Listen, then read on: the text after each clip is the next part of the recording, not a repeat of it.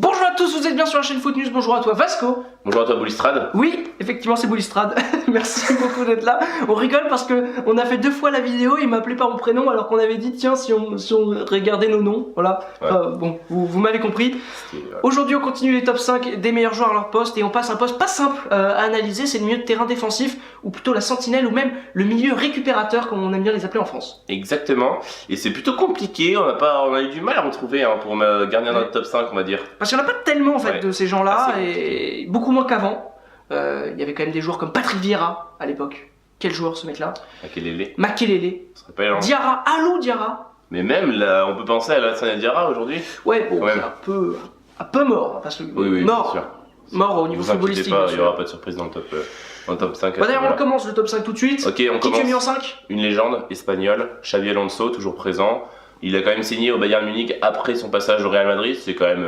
Ça va, on peut faire pire comme et il a passage. quand même été titulaire, voilà, donc c'est une valeur sûre à son poste et voilà. Je suis d'accord, hein. D'ailleurs je l'ai mis dans mon classement, mais pas à la 5ème place, puisque j'ai mis Daniele De Rossi en 5ème. Une autre légende. Haute légende italienne, Squadra Azzurra, toujours titulaire, toujours très fort. Également, Malgré son excellent âge. joueur. Oui, excellent joueur à la Roma aussi. Ouais. Donc voilà. Il a le brassard, hein. Il a le brassard, il a une barbe, ça ne veut rien dire, mais voilà. Il est 5ème, c'est normal. Numéro 4, moi je vais le dire tout de suite, c'est Xabi Alonso pour le coup. Pour tout ce qu'a dit le Vasco.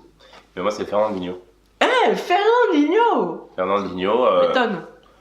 Bon, ben Fernandinho, vous pouvez nous dire, hein, c'est pas sa meilleure saison, hein, mais comme vous l'avez dit, c'est difficile de choisir et je pense il peut être dans notre top 5 aujourd'hui. C'est quand même un bon joueur. Bref, il est titulaire à Manchester City. Il est l'un des meilleurs à son poste quand même. Je suis assez d'accord avec toi, il est très Il n'y a fort. pas grand chose à dire dessus. Mais attention, moi je l'ai pas mis dans mon top 5, parce qu'il y a des joueurs que je trouve au-dessus, quand même, Bah, Fernandinho, notamment cette année. Il y en avait que je trouvais au-dessus, mais comme cette année, parce que moi c'est vrai que je me base sur les saisons et il y en a qui sont blessés, qui jouent plus forcément. Et malgré tout, je les aurais quand même mis dans le top 5 à la place de Fernandinho, mais bon, je me dis, allez, restons dans ma logique de mettre au vu des saisons. Donc voilà. Et on va passer donc au numéro 3. Là je crois qu'on va en choquer certains. Ouais, parce qu'en plus on a le même, hein. On a le même.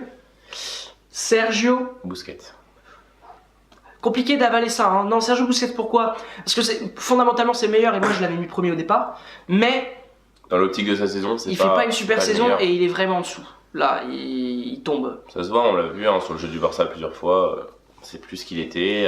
Mais évidemment, hein, il est jeune, il va rebondir, on le sait très bien. Il est jeune. Il est jeune, enfin, il est pas vieux. Il a pas 30 ans. Voilà, il est pas. Voilà, disons encore que en maison de retraite. Il va encore atteindre en maturité, mais c'est quand même un très bon joueur et on l'a quand même mis 3ème du top 5. Hein, Ce qui est pas mal, surtout que quand on voit les deux devant, il y a du niveau. Je pense qu'on a mis les mêmes. Ouais. Peut-être pas dans le même ordre. Bah ouais, je pense pas.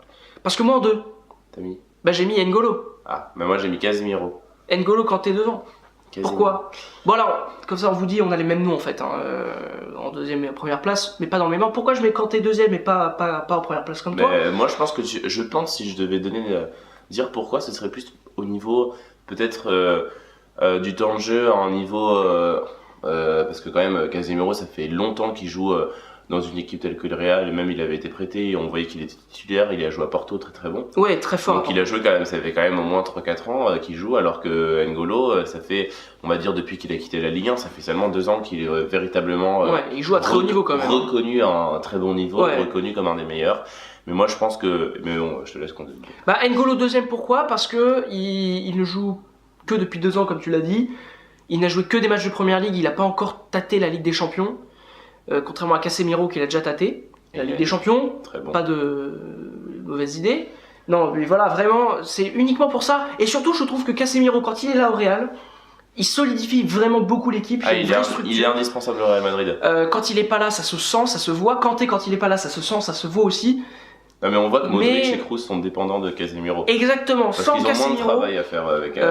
Kanté, ouais, en fait, à la base, pour être tout à fait honnête, je savais pas vraiment où le placer, soit milieu défensif, soit milieu central, dans une prochaine vidéo qu'on fera donc dans 2 jours.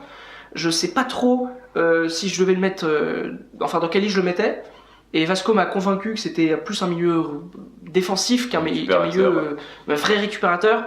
Il se projette beaucoup vers l'avant, mais Exactement, ouais. il récupère plus de balles. Enfin, Casemiro devant parce qu'il joue au Real et qu'il a gagné les Ligues des Champions et qu'il est indispensable au Real, alors que N'Golo Kanté il est indispensable que à Chelsea en quelque sorte. Et moi Voilà. j'ai mis N'Golo Kanté devant en premier parce que il a quand même gagné le titre avec Leicester. Il est peut-être sur le point de gagner une 2e fois d'affilée le titre. Certes, c'est avec Chelsea, Mais je pense qu'il est remarquable et on le voit, hein, c'est une indispensable et je pense qu'il a le niveau pour jouer au Real Madrid avec Casemiro. Pourquoi pas? Ce sera un beau duo. Et Très défensif, mais un beau duo. bah, du coup, tu joues avec un numéro 10 et là, tu peux faire jouer Rames. Et puis alors, j'ai aussi mis Casemiro devant pour une autre raison, c'est qu'il est quand même un peu plus technique que N'Golo Kanté. Et on l'a vu notamment face au Napoli avec une reprise de volée. Ouais. Non, mais c'est vrai Un que. bijou, un bijou. Mais encore que quand Kanté se met à tirer, et c'est David Luiz qui l'a confirmé, Kanté tire plutôt bien, il paraît. Il paraît, à l'entraînement quoi. À l'entraînement. On l'a vu quand même marquer 2 buts cette saison. Ouais. Et important. Important. Très important. Contre des grosses équipes. Notamment une belle frappe face à Manchester United en Cup. Exactement. Ah oui, il avait ridiculisé Manchester. Mais Ah, lui tout seul. Il marque que contre Manchester. Ouais, c'est ça. Il avait un peu choisi sa proie, c'est ça. Exactement. Enfin bon, moi je pense qu'on peut dire officiellement que c'est terminé. On va clôturer notre vidéo. On espère que vous avez bien aimé nos analyses, tout ça, tout notre avis évidemment, c'est ce qui compte. Évidemment. Et puis on va se retrouver donc pour une prochaine vidéo. Où on parlera des milieux centraux et là il va y avoir Là, du ça va débat. être compliqué. Là il va y avoir du. Ça va être compliqué. Ça va chauffer.